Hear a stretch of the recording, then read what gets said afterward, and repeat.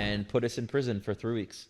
And we were there under some very harsh circumstances. We couldn't have food for the first week. What about Trump, Donald Trump? Look, from Trump's actions, I don't know him personally as an individual, but we can clearly see his actions throughout his life, including in his presidency, is extremely beneficial to Israel. This is an issue of Hamas, which is an extreme version of Ishmael, the pre-Tshuva Ishmael, right? That sees the Jewish people and thinks that they're the source of all their problems and they need to attack us. I came to this country when I was 16 years old with zero in my pocket. And from there, I worked myself up. I knew what I wanted. You have to have a vision. And you need to have fire in the belly. Welcome. We're here today with Rudy Rochman. It's a pleasure having you in our show. It's an honor, for that matter, okay? And I understand you are one of the biggest, if not the biggest, Jewish advocate around the world. Yeah, I would see myself, first of all, thank you for having me on. Thank you for I love coming. your content. It's funny. so entertaining and funny and brings light to people's day and makes very complicated topics very simple. Which Thank you, but just very to put a footnote on my content, okay? And on Instagram, I like to be funny a little bit to bring some light to the people and make them happy, whatever, bring some joy. And then on YouTube, we talk business. It's very serious. So you go in depth and give we people go in the depth real about tools. property, long videos, Nice. and really very important information. We don't charge. It's all free.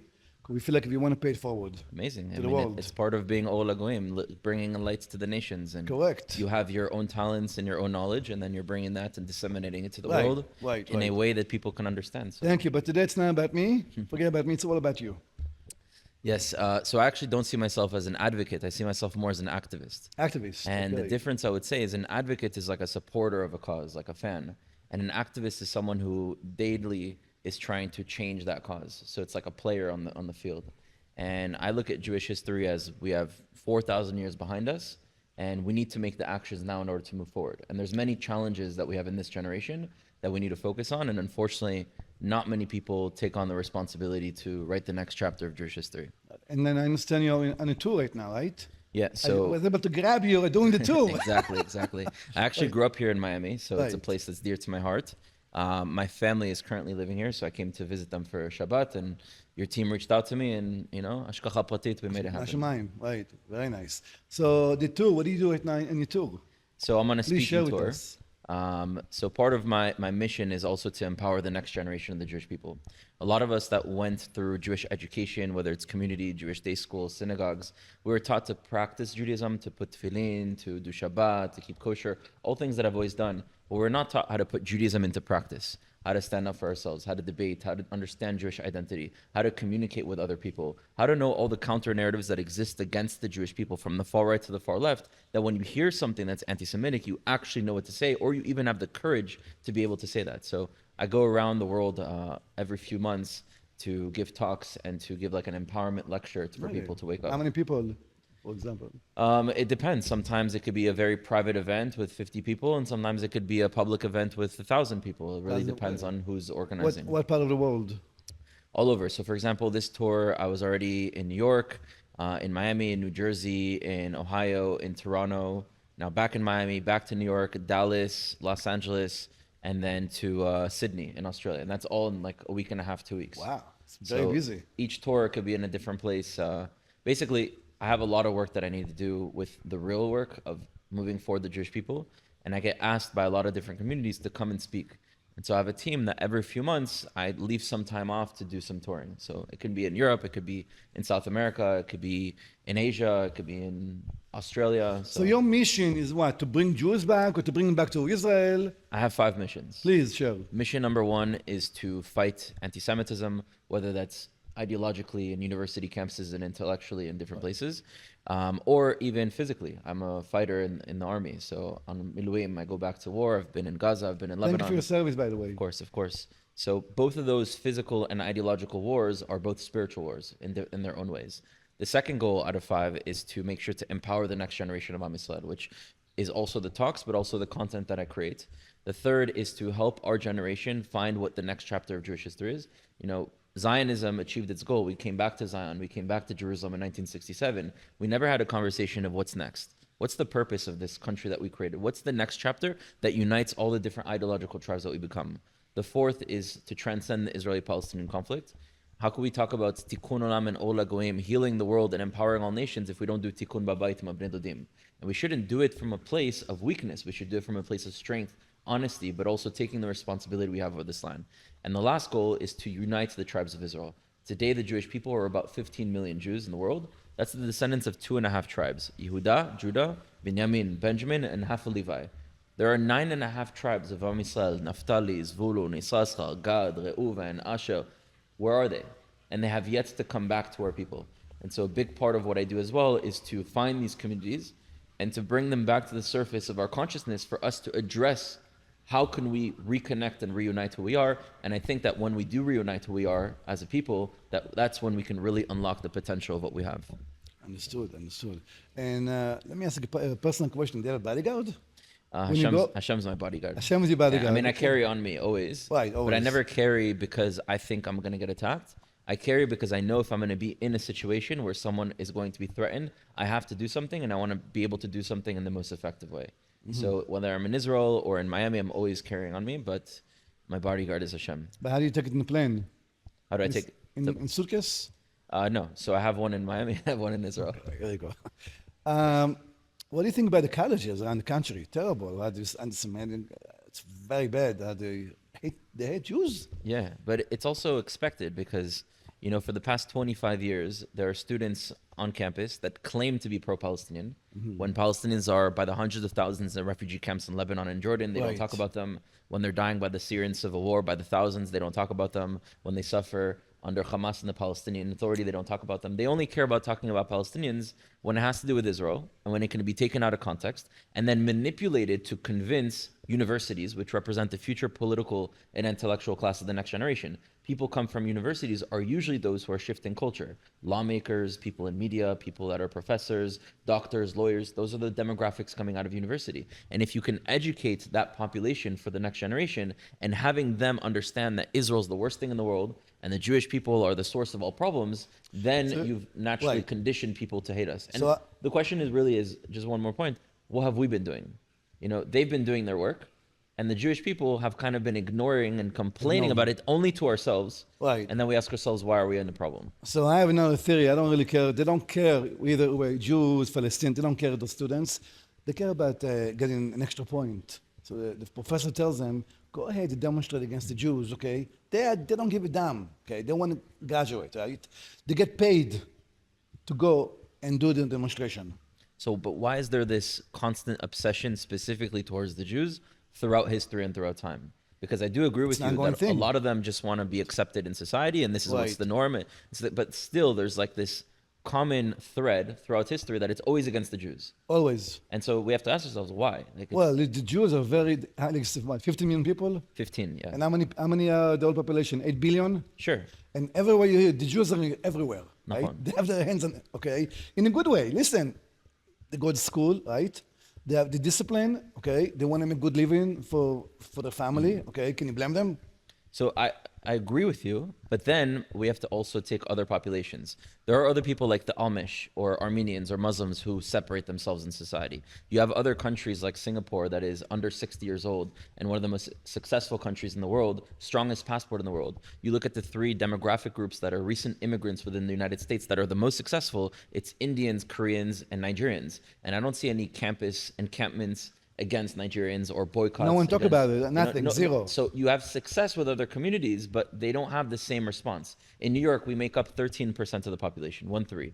And over 56% of total hate crimes are targeted specifically against Jews. And these are metrics before October 7th, where anti-Semitism has skyrocketed. So I think it's a little bit more than looking at us and seeing our success and seeing our values and seeing our community. I think the question is not what did we do that created this, it's what didn't we do. I feel like there's a lot of jealousy.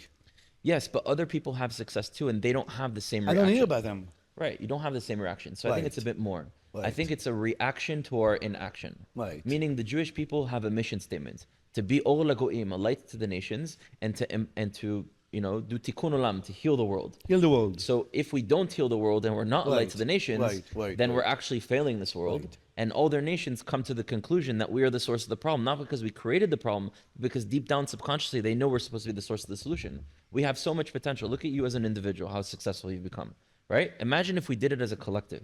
Imagine if Israel was a united nation that really took its responsibility and its mission that it chose to heal the world, all problems, hatred, jealousy, materialism, idolatry, famine, pollution. That's what we're supposed The to list do. goes on. The list goes on with the world problems, and we're being blamed for all of them, Right, of even course, though we didn't it's our create all of fault. them. Everything's our fault. Right. It's our responsibility. Right. And because we're not fulfilling our responsibility, other nations are coming to the conclusion that we're the source of the problem. Them so many young students, and I believe I don't even know. I can't imagine that those people, those students, are so highly evolved. Okay, that I hate Jews. Maybe they don't know. They don't know. Someone needs to go and check them. Okay, listen. By the way, you're on the wrong side. Right. Okay.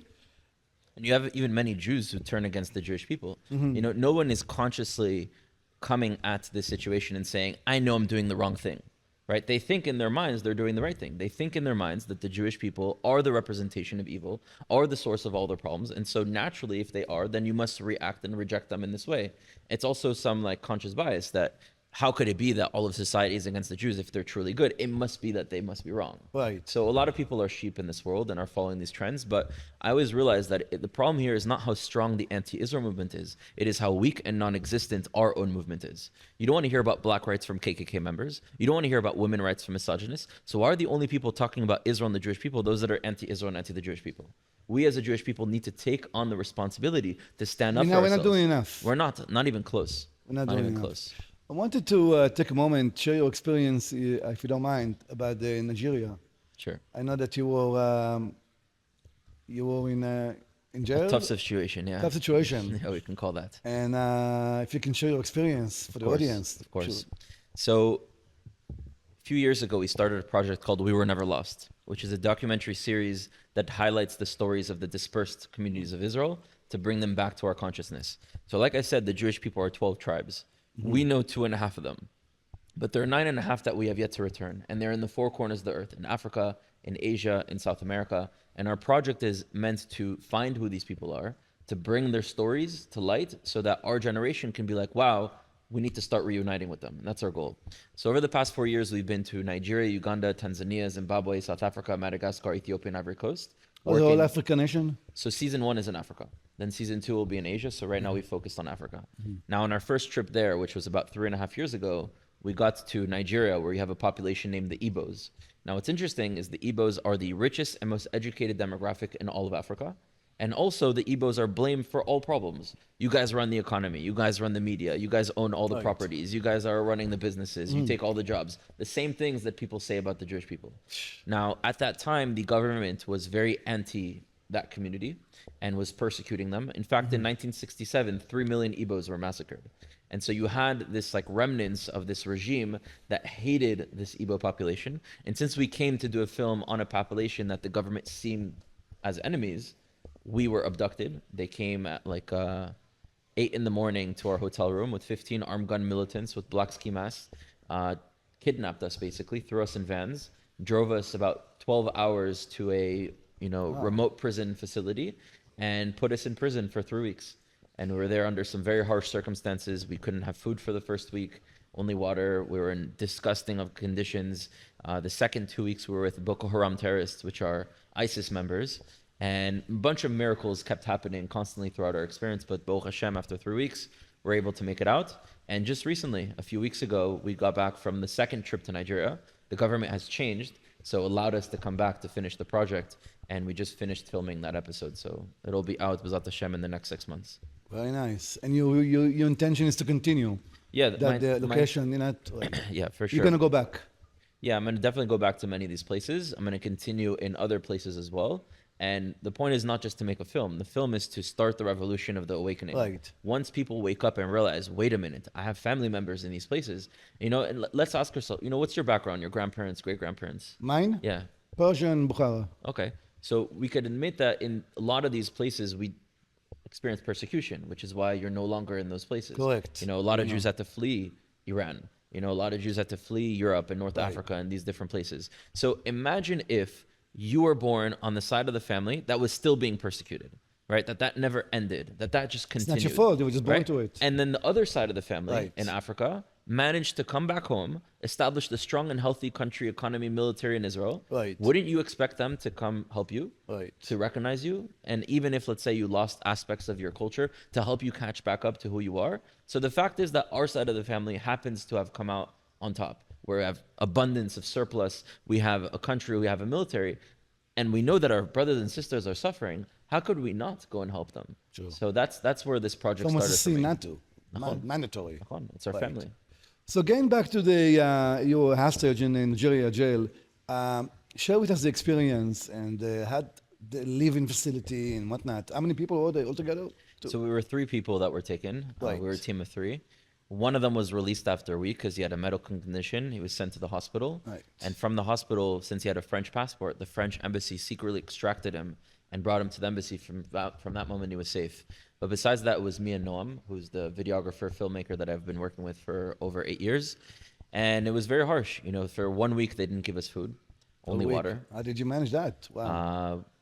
Thankfully, the human body can survive at least a month without eating. Right. So, you know, it's not a question of survival. I think it was a matter of trying to have us suffer so that we would either admit to something that we did that we weren't telling them, which there wasn't anything we were hiding, or we would admit to something that we didn't do in order to pin something on us. And so I recognized that very early on as interrogation started. And around the 5th day, they finally did bring us food. They brought us this like nasty Nigerian prison food. And before they brought us food, I was asking myself, what can I do to reach out to the world so that the world can know where we are, right? Because there's only so much I can do in You here. wish you can film that too, right? Well, we weren't filming inside, of course but, not, right, but right. for me, it was like, I have to get the message out because Right. then they can involve politics and their governments and Right. pressure. And so I had a few ideas. They didn't work. I wanted to steal a phone. I started spying on the codes that they would use because they all had Androids. And, you know, after a certain amount of time, I came up with an idea. I was like, you know what? They're giving us water, but at some point, they're going to give us food and maybe I can use that against them. And so around the 5th day, you have these 2 Muslim guards who happened to not like us. There were Muslim guards who liked us. There were Christian guards who liked us. There were Christian guards who didn't like us. This happened to be 2 Muslim guards that didn't like us. And they come in with this nasty food and they kind of have like a smile on their face. And do you eat kosher or it doesn't I matter? eat kosher. You eat kosher. Yeah. Right. And so they look at they look at the food and us and they smile because they expect us to lunge at the food like animals. And that's going to be entertaining for them. And so before I eat anything or I even like approach it, I look at them and I said, excuse me, are you guys good Muslims? And they're like, yeah. And I was like, let me ask you a question. Would you ever eat pork? No, I would never eat pork. What if you didn't eat for 5 days? Would you eat pork? Never. I'm a good Muslim. I was like, to me, this is pork. This is haram. I cannot eat this. I eat only halal min Musa. Halal is kosher in Arabic and Musa is Moses in Arabic. So in their language, I'm explaining that I'm eating Right. kosher. I eat halal min Musa. And so they say, where can we get halal min Musa food? And I told them there's a place here in Abuja where we're at that has halal min Musa food. You About call it. them and you tell them that there are 3 Yehud and they'll give you for free food 3 times a day. It's called the Chabad of Abuja. About it. And they didn't give us food the 5th day. They tried again the 6th day. We didn't eat. And so on the 6th day, they finally called Chabad. And Chabad was like, oh, you want us to bring food for 3? No problem. Embassy, my parents, we know where they are. So our plan was to use kosher as a way to reach out to the world. I and it love it. worked. It's a great story, by the way. And Baruch Hashem, that's when the Right. world found out really where we were. And that's where a lot of the pressure internationally started coming. And after 3 weeks of our experience and 2 weeks of pressure, that's when we were finally released. You should make a movie about it. We'll see. After the tribes come home, we'll do some entertainment Right. if that's what the world wants. Right, right. You speak many languages, right? Yes. What do you speak? I learned French first. I was born in France. Moved to Israel when I was 3, so then I learned Hebrew, and then to Miami when I was 5. Obviously, growing up in America, English became the language I'm most articulate in, even though in Miami people don't speak good English. No, they don't. But I speak French with my parents, Right. and then would go to Israel every summer. Right. Was in summer camps in Right. Maccabi Tzair and Sofim, did the army. I live in Israel today, so really my mind is a mix of all 3 languages. Right, you speak Arabic now? I understand some Arabic. I understand Right. some Spanish. If people are having conversations, I can definitely pick up enough words to understand the context of Right. what's being spoken about. Right. But B'ezrat Hashem, I'll learn more Arabic. Let's talk about October 7. What's the take on it? Sure. So I was there on October 7th. You were Yeah, I was boots on the ground, or you were yeah, just... boots on the ground. I Really? was sent immediately in Miluim that same day. Right. So for me, October 7th starts the day before. I wake up October 6th. It was Sukkot. I go to to shake the lulav and etrog under the sukkah. And my grandparents, who were living in France, had just come in because my cousin was getting married. So my parents had come in, my You were in the grandparents. kibbutz? What's that? In the kibbutz? No, that day? No, it was they were in Caesarea, which is Okay, a city about 40 minutes Right, north of yeah. Tel Aviv. Yep. So they built a house there when my mom was 5 years old. So it's a Right. family house, and people, all of our families, we get married there, bar mitzvahs. It's like a family house, and so we're all sitting Friday night Right. under the sukkah. The last day of Sukkot. The next day it's Simchat Torah. It's Shabbat. It's like very festive. My cousin was supposed to get married in a few days. We're all very excited. And I go to It's sleep. a good time for you. A very guys. good time. Right. And my grandfather had paid for the kiddush the next day at the Bet Knesset. Like everything is on a very big high. And all of a sudden the next morning I wake up to a knock on my door. And this is where my mom, opens the door, and I see her with tears in her eyes. And she starts showing me pictures and videos of Jews getting massacred at the Nova Festival. What time was that?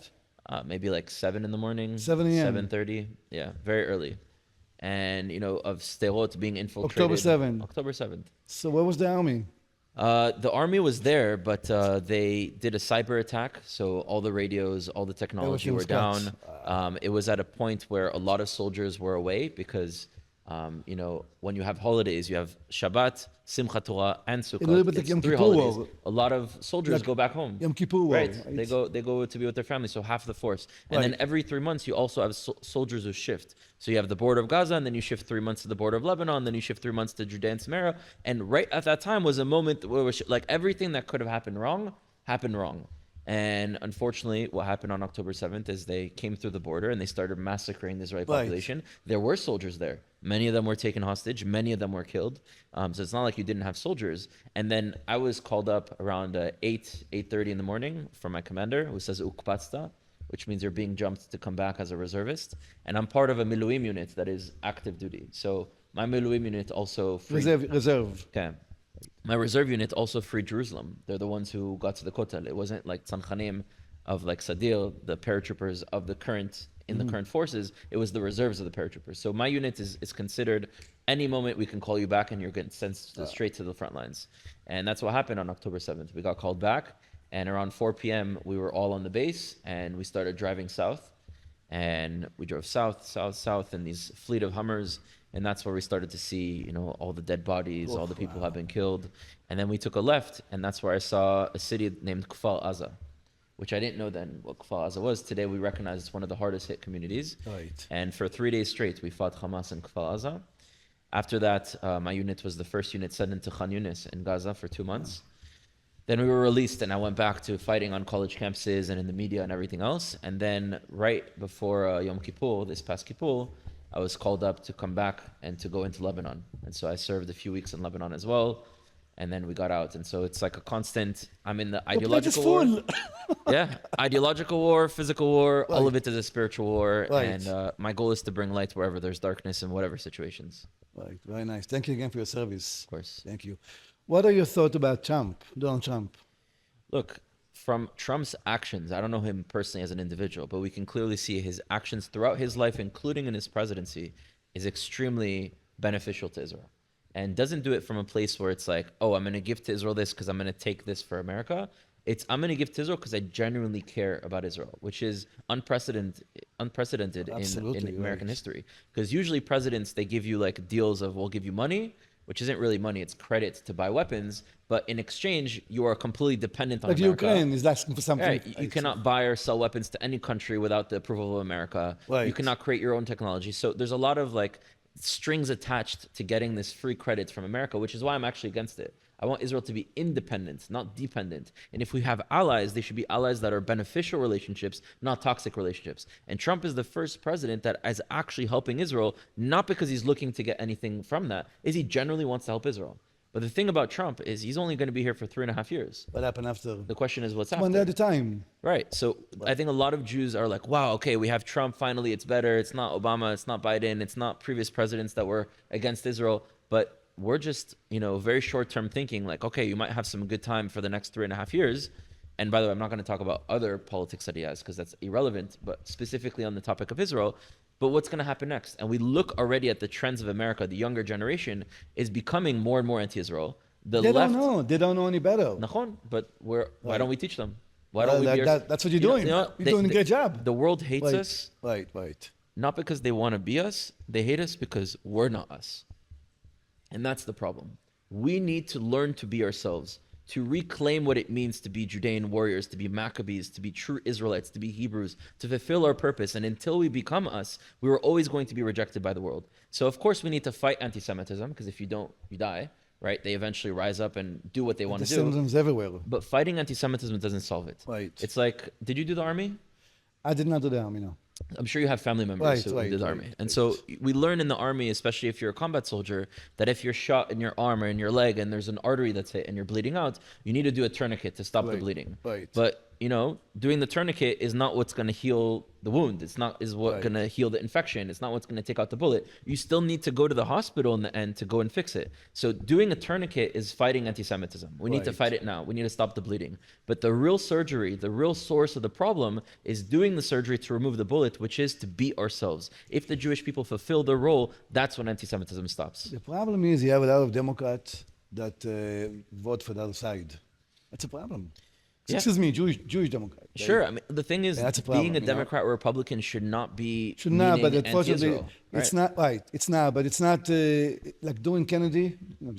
Kennedy was even Bill Clinton it came to the center. Right. Now it's like we have the woke movement. Okay. I would say that it's because the left has become the extreme left. Extreme. There's no center left anymore. What's next? Communism. Right. And then the right is still center right, but now we also see some empowered far right voices that are rising and saying some stuff and trying to bring the right to a certain direction. It's because right now our expression of the Democratic Party of the left is an extreme left, and any extreme, whether right or left, is against the Jewish people.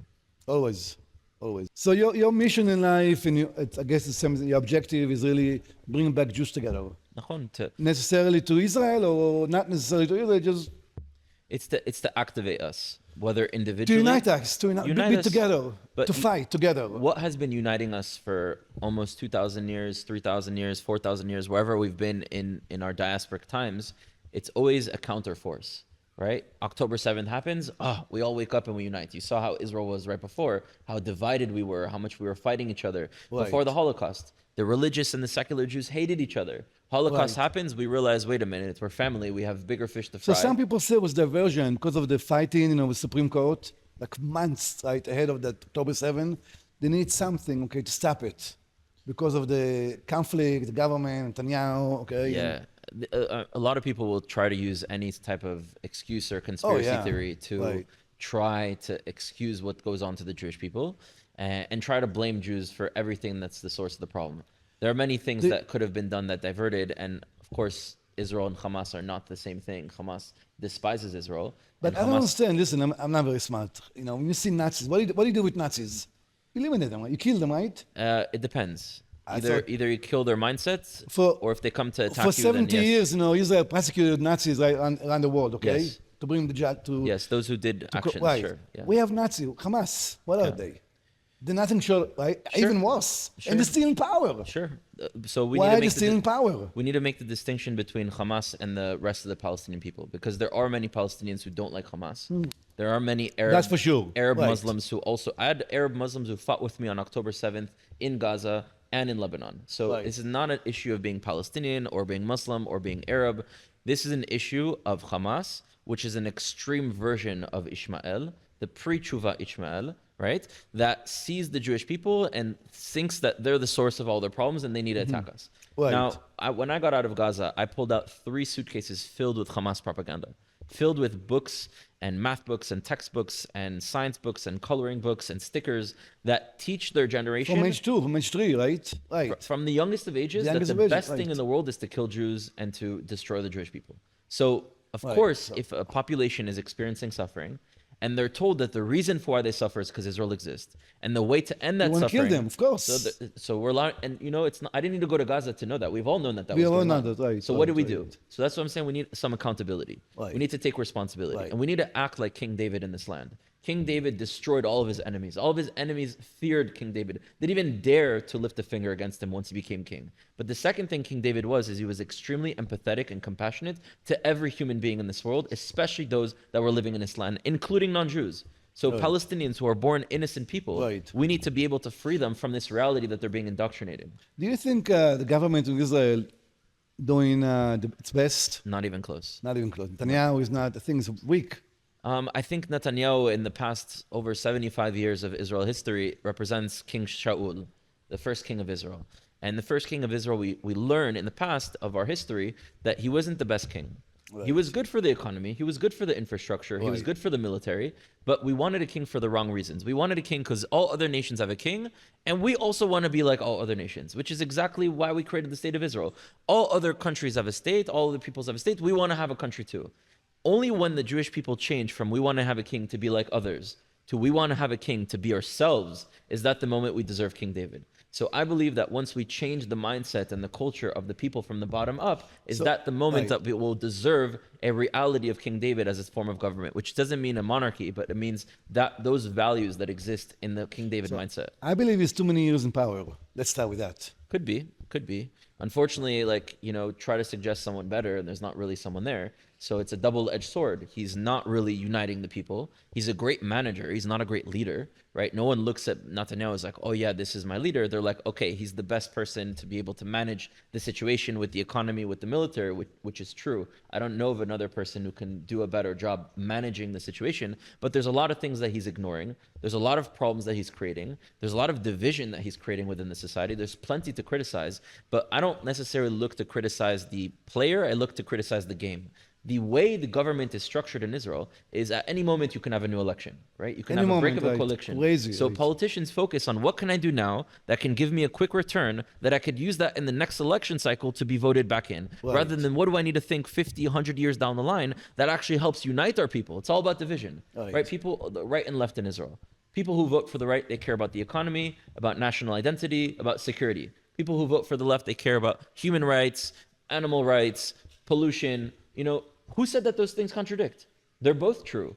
We're just told that there's this box called left and there's this box called right. And the political system is a system that divides our population and thinks short term. So for me, it's not about blaming Netanyahu for the source of the problems. You hate the player, not the game. And so that's not the right thing. You need to change the game instead of hating the player so you have different players. Right.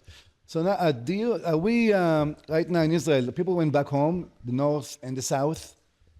Or they're still not going back? There's still a lot of people who have yet to come back home. Lebanon is not over, right? Until Hezbollah is out and the Lebanese people have freedom for themselves and can truly elect and dictate their own future and narrative, we're not safe in the north. And until Hamas is completely destroyed, not one remnant of Hamas, the south is still not safe. So I understand those that haven't come back to their homes, although I'm someone who says that's their goal. They wanted us to not come back, so go back. I'm sure you've traveled in the world. You go to Singapore, right? I remember my family was living there, and there's a sheet that you fill out with the flight number, vessel, port of entry, and on the bottom of that sheet it always said importation of drugs results in the penalty of death, and death was in capital letters. No one brings drugs to Singapore. You go to Dubai, if you steal, they cut off your hand. No one is stealing in Singapore, in Dubai, right? So what I'm saying is, I'm not saying we need to have a hardcore punishment. We don't necessarily need to chop off arms and start killing people for drugs, but when you create a society where there's respect for the law and there's consequences, people respect it. And in Israel, people can do whatever they want. A structure. Yeah, people can do whatever they want. So what do we expect? You let someone do what they want, they're going to do what they want. You need to lead with power in this land. And we're not leading with power. We're not. Right. And getting back to this country, how do we, I see where we come from by the Jews, we're not doing enough. Yeah. We're not going out demonstrating. I guess we're very comfortable, okay? Myself included, okay? Right. We're very comfortable, we have to go out, make a living, provide for a family. We don't get involved too much, in the outside world. Like, I'm sure you're doing great, Right. It's really a mindset that's being taught generation to generation, which comes from a lot of trauma. Right. When I think of a Jew, I think of a empowered, fearless Maccabee, right? But today the Jews have become people like, just avoid the problem, tuck in your Magen David, don't say that you're Jewish. If a professor says something against Israel, just get the good grade, say what they want to hear. And we have this very shtetl mindset of sticking to our little communities, put our heads down and maybe pray that one day things will change. And unfortunately, that's not how it happens. Everywhere in the world, if you want to have respect, you need to earn it. If you want to have success, you need to earn it. You need to go and take actions in the world. And if you look at black rights, 67 years ago, black people in this country didn't have equal rights. Women 67 years ago didn't have equal rights. How is it that today you can go to an intellectual space like a university and you say something racist or sexist and automatically that's rejected? And rightfully so, because black people and women fought and earned their rights. They earned respect. Right. And the Jewish people are the only people who are demanding respect without having to earn it. And so the real key, the real source of how to change this is to change something within ourselves and to go back to who we truly are. So first we have to do that before we can... It's simultaneous. If you don't Right. fight, it gets worse. So you need to fight it, but it's Right. not what solves it. What do you think about the ultra-Orthodox in Israel? I mean, the ultra. Yeah, look, It's... we are a very tribal people. Right. We've always been that. And not just physical tribes, but also ideological tribes. Right. And you have the right, the left, the religious, the secular. And of those communities, you also have extremes. And so if you look at people who are very, very religious, right? And by the way, it could be any religion. It could be Muslim, can be Hindus, okay? The very extreme is not necessarily the best thing. No extreme is great. Right. But there is a truth there. Their truth that they're holding on to is that they want to preserve their true identity, their spirituality, our purpose, our connection with Hashem, the Torah, all fundamental, extremely important parts of who we are. And then the extreme secular part is saying we want to be a part of this world, we want to be interconnected, we want to be a part of a global community. Also important. The extremes is when it's missing the other. The Right. extreme is when I believe in Torah, but I don't want to have anything to do with the rest of the Right, world. right, Or I believe right, in the right. rest of the world, but I don't have anything to do with who I am myself. Right. That's when it becomes too far. And I think that if we look at both of these truths and we bring them together, they actually unlock a truth together, not should be used against one another. And so we don't have a culture yet in Israel that unites these ideological tribes. We have one that is built on dividing them. All the politicians, it's either you have this side or this side, when there's truth that exists on both, right? Why do we have to choose between one or the other? There's a community that is bringing this element that's important and this element that's important. You know, We need right. to bring it together. At the end of the day, we're all Jews, Yeah.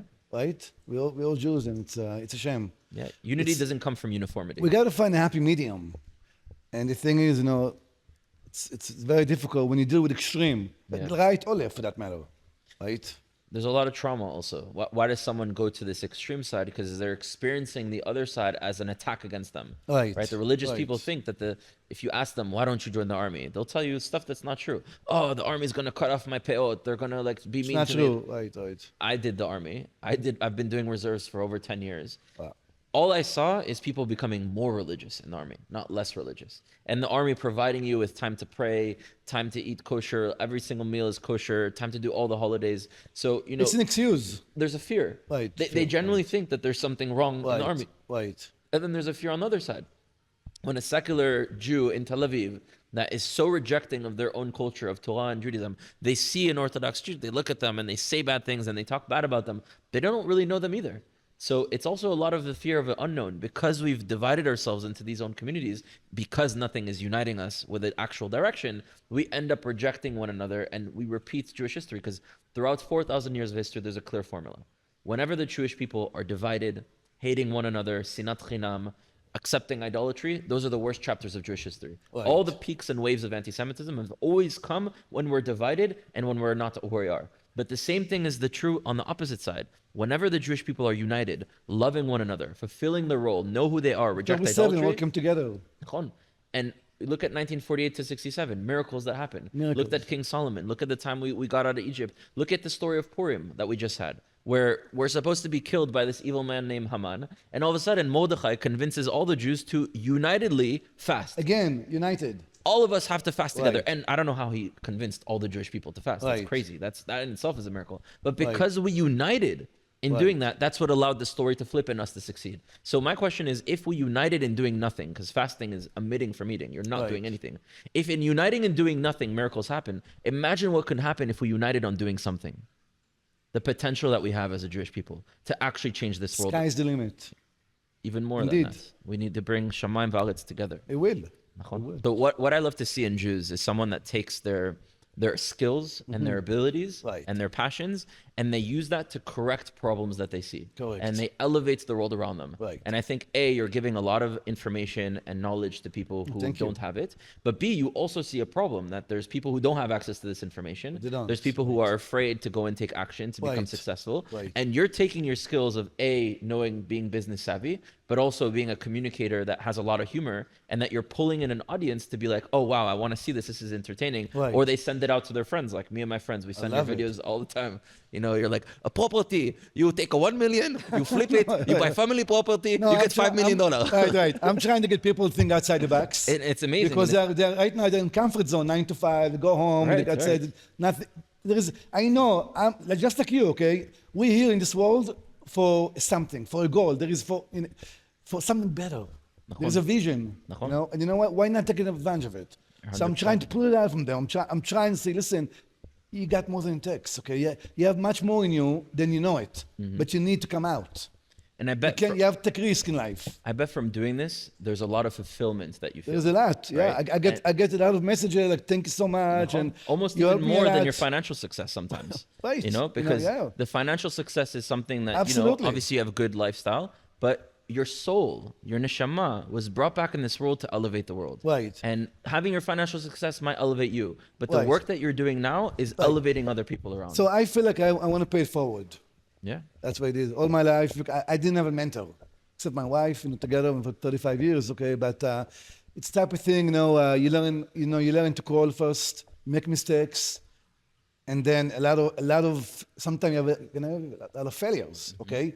And you have to overcome that and overcome that. At the end of the day, okay, there's a light at the end of the tunnel. But, you have to let yourself, say, I believe, just like in Israel, failure is not an option. If Israel failed, God forbid, right, there will be no Israel. Right.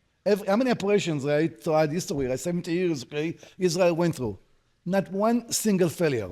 And October 7 was one-time thing that, you know what, never again. I know we heard it before, but I believe that, I know for a fact, Israel, okay, will never fail. Right. Even October 7th, they wanted to attack from the north and the south and to destroy They Israel. did, you're right. They heard us, but they did not succeed in their goal. They did not, Right. you know. So failing of the IDF is the destruction of our civilization. So which I is believe why- it's a mindset. Right. Just like you have a mindset, okay, and no matter what, okay, your mindset, you have a goal in mind. You know that there's better out there. You know the Jews can collaborate together, can come together, okay. Just they need a little push. נכון. I think what a lot of people can take from inspiration from what you're doing is that they also need to find their own route. What is their passion? What are their skills? And to focus on what do you see as problems in this world? Because Right. me and you are probably not doing much for pollution. Me and you are Right. probably not doing much for medical advancements, Right. Because that's not our calling. That's other people's calling. Right. So I think every person needs to ask themselves, what are the problems that I see? And they use the skills to fix the problems that they see. Because by figuring out what problems you see, it's really a communication of your neshama telling you this is what you need to do. And so the fact that you were able to use your skills, your talents, your passions, your success, and apply that to educate others is, I think, a model that every single Jew, if not every single person in this world, should learn to do in order for us to elevate this world. Right. Excellent. Very nice. And I wanted to, maybe you want to talk to the camera and show your page, or they can follow you. So I'm all across the social media on Instagram, Facebook, Twitter, X, whatever you want to call it today. So my name is Rudy Rochman. On Instagram, it's Rudy_Israel. My Hebrew name is Israel Ben Meir Alevi. So that's why I have Rudy_Israel. And you guys can check out my pages, the content, and empower yourselves. Right. Today we have Rudy Rochman, big Jewish activist. Not necessarily advocate, but an activist. Correct. If not the largest one. And we are very honored to have you in our show. And your mission is beautiful. It's really, really tremendous. It reaches out to many people in the world. And I want to thank you very much for coming here, of course. And thank you again for your mission. Of course. Thank you for having me. And I love also the content that you do. And I Thank you wish so much. And if you guys like what you see, please go to YouTube and press subscribe and like and share. It will really help our cause a great deal. Of course. And I want to wish you amon hatzlacha, a lot of success on your path to continue to elevate the world around you, to use the skills that you have, to tap other people to activate their own potential, Thanks. because that's the reason that we're here on this earth. Thank you for coming. Of course. Thank you.